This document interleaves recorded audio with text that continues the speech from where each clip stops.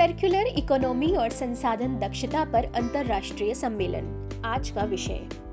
हाल ही में Indian institute of metals Delhi chapter द्वारा circular economy और संसाधन दक्षता पर अंतर्राष्ट्रीय सम्मेलन आयोजित किया गया, जिसमें केंद्रीय इस्पात और नागर विमानन मंत्री श्री ज्योतिरादित्य सिंधिया ने कहा कि सर्कुलर इकोनॉमी संसाधनों के संरक्षण का एकमात्र तरीका है और मानवता का भविष्य टेक मेक डिस्पोज मॉडल यानी लीनियर इकोनॉमी पर नहीं बनाया जा सकता है।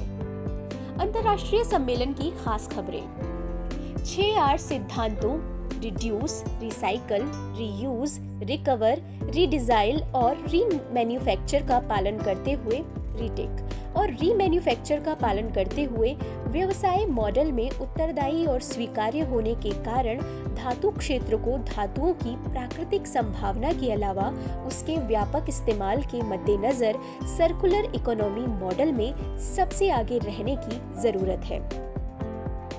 15 अगस्त 2021 को प्रधानमंत्री मोदी ने सर्कुलर इकोनॉमी मिशन की तत्काल आवश्यकता पर जोर दिया था और कहा था कि सर्कुलर इकोनॉमी समय की आवश्यकता है और हमें आधुनिक अर्थव्यवस्था की जरूरतों को पूरा करने के लिए प्राकृतिक संसाधनों की तेजी से कमी के कारण इसे अपने जीवन का एक अनिवार्य हिस्सा बनाना चाहिए।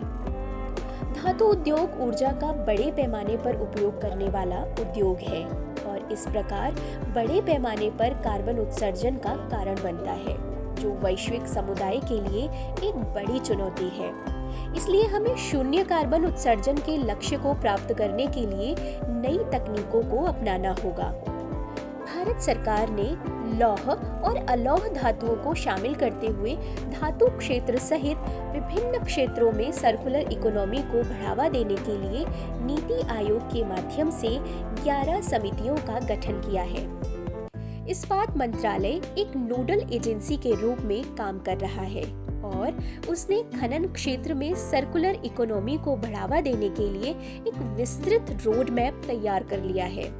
इसमें खनन से लेकर तैयार धातु उत्पादन और हर तरह के कचरे के उपयोग सहित उनके पुनर्चक्रण, पुनः उपयोग और प्रक्रिया में उत्पन्न उत्पादों के सभी पहलुओं को शामिल किया गया है।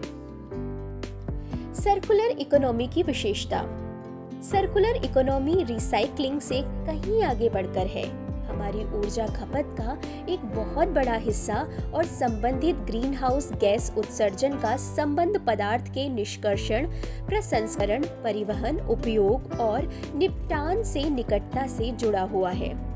सर्कुलर रणनीतियां जैसे सर्कुलर डिजाइन, कुशल सामग्री उत्पादन, पुनः उपयोग, मरम्मत और पुनर्चक्रण से पदार्थ की खपत में बचत होती है और ग्रीन हाउस गैस उत्सर्जन कम होता है।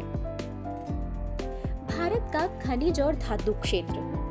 भारत में इस्पात उत्पादन की स्थापित क्षमता 155 मिलियन टन है और इस्पात की प्रति व्यक्ति खपत लगभग 77 किलोग्राम हो गई है एवं भारत दुनिया का दूसरा सबसे बड़ा इस्पात उत्पादक है।